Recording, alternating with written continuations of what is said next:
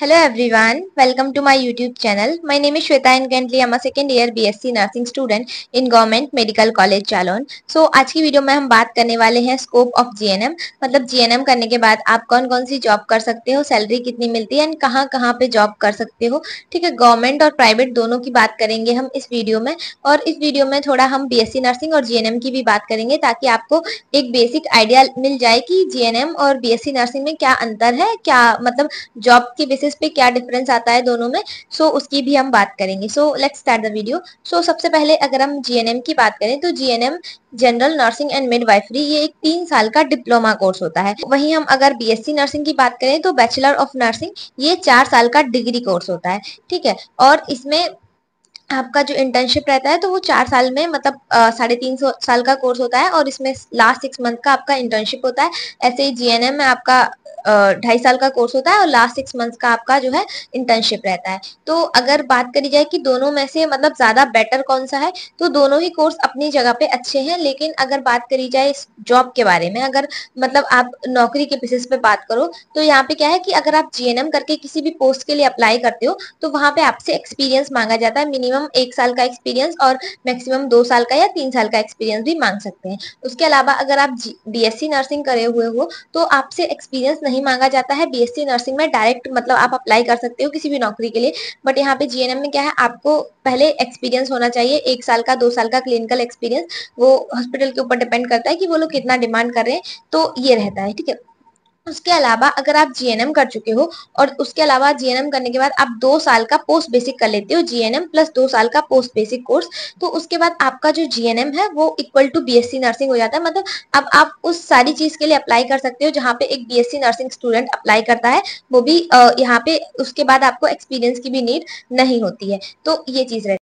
सो आप अप्लाई कहाँ कहाँ पे कर सकते हो रूरल एरिया के लिए, तो वो है सीएचओ। तो सीएचओ के लिए एक जीएनएम स्टूडेंट भी अप्लाई कर सकता है एंड बीएससी नर्सिंग भी। बीएससी नर्सिंग के लिए डायरेक्ट मतलब कहीं कहीं पे मेरिट बेस्ड सिलेक्शंस होते हैं और मतलब एग्जाम नहीं होता है, बट जीएनएम के लिए आपको एग्जाम देना पड़ता है सीएचओ का। ठीक है, तो इसमें भी आपकी सैलरी 35,000 से 40,000 से स्टार्टिंग होती है। उसके बाद मतलब ये आपके एक्सपीरियंस के बेस पे बढ़ती रहती है। बट सीएचओ का क्या है कि ये आपको जो नौकरी मिलेगी तो यहाँ पे आपको एक रूरल एरिया में मतलब गांव देहात के एरिया में पीएससी वगैरह पे बैठना होता है, बट इसमें आपका कोई करियर ग्रोथ नहीं है। अगर आपको एक ही जगह पे रहना है देन आप इसको चूज कर सकते हो, बट अगर आपको लगता है कि आप थोड़ा और मतलब पढ़ सकते हो आगे, तो आप उसके लिए फिर अप्लाई कर सकते हो आगे, मतलब और पढ़ाई करके आप किसी अच्छी नौकरी के लिए भी अप्लाई कर सकते हो। नौकरी मतलब सैलरी इसमें भी आपको ठीक ठाक ही मिलेगी, बट आप चाहो कि करियर ग्रोथ इसमें उतनी ज्यादा नहीं है।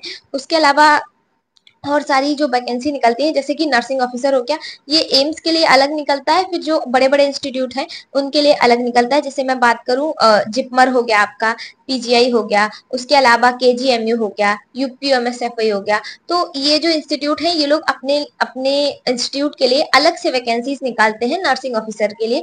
तो ये जो नर्सिंग ऑफिसर के लिए वैकेंसीज निकलती है इसमें मतलब बीएससी नर्सिंग का स्टूडेंट भी अप्लाई कर सकता है और जीएनएम का भी। और इसमें क्या रहता है कि जो आईएनसी का थोड़ा डाउट रहता है स्टूडेंट्स को, तो आईएनसी का ये है, इसमें मतलब मोस्टली जगह पे आईएनसी का अप्रूवल नहीं मांगते हैं। आईएनसी की अप्रूवल की आपको तब जरूरत पड़ती है जब आपको आउट ऑफ इंडिया जाना हो, या फिर कुछ कुछ ऐसी जगह है जहाँ पे मांगते हैं आईएनसी का। पर मोस्ट ऑफ द जगह अगर आपने केवल एसएनसी से अप्रूव है आपका कॉलेज, तभी भी आपका काम हो जाता है। ठीक है, तो ये रहता है।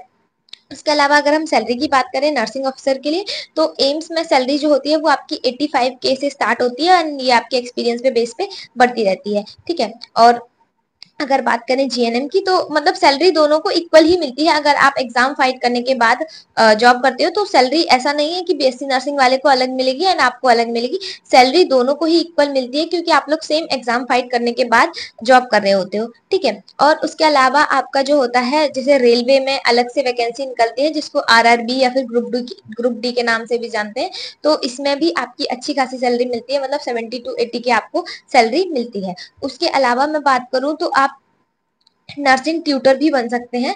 तो नर्सिंग ट्यूटर बनने के लिए अगर कोई जीएनएम का स्टूडेंट है तो वहां पे आपको पोस्ट बेसिक करनी पड़ेगी और साथ साथ एमएससी करनी पड़ेगी।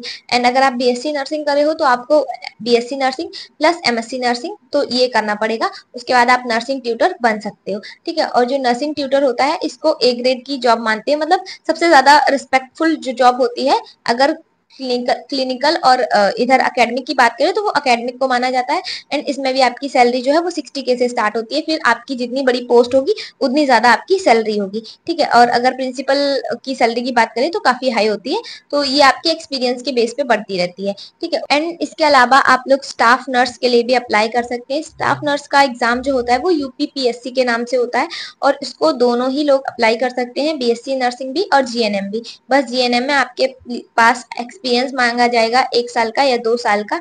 देखो, एक्सपीरियंस जो मांगा जाएगा अगर आपसे बीएससी नर्सिंग या फिर जीएनएम की बात करूं, तो आपका जो कोर्स होता है वो 3 साल का होता है। एंड जब तक एक बीएससी नर्सिंग वाला स्टूडेंट अपना 4 साल का कोर्स कंप्लीट करके पास आउट होगा, उस टाइम तक आप 1 साल का आराम से एक्सपीरियंस ले सकते हैं, ठीक है। और वो भी अच्छे खासे हॉस्पिटल में। तो ये आपके ऊपर डिपेंड करता है, आप अपना उतना टाइम वेस्ट कर रहे हैं या फिर एक्सपीरियंस ले रहे हैं उस टाइम में, तो ये चीज आपके लिए आगे बेनिफिशियल हो जाती है। तो ये बात होती है, ठीक है। और उसके अलावा कई सारी मतलब एरियाज हैं जहाँ पे आप काम कर सकते हो। बहुत सारी कंपनीज जो होती हैं वो ऑफर करती हैं जॉब के लिए। एंड कंपनीज जो प्राइवेट कंपनी होती है उसमें भी आपको काफी अच्छी सैलरी मिलती है, मतलब 50K to 60K आपको आराम से मिलेगी। उसके अलावा अगर आप प्राइवेट में जाते हो, प्राइवेट सेक्टर में, तो प्राइवेट सेक्टर में जो बड़े बड़े इंस्टीट्यूट हैं तो वो भी आपको काफी अच्छी सैलरी देते हैं। बट अगर कोई एक नॉर्मल सा हॉस्पिटल है, तो अगर आप जीएनएम करे हो तो वो आपको 25,000 से 30,000 तक सैलरी दे सकता है, अगर कोई प्राइवेट हॉस्पिटल है और जो नॉर्मल सा ही है, ज्यादा अच्छा नहीं है। उसके अलावा बीएससी नर्सिंग स्टूडेंट है तो आपको 30,000 से 35,000 तक सैलरी मिल सकती है प्राइवेट इंस्टीट्यूट में, ठीक है।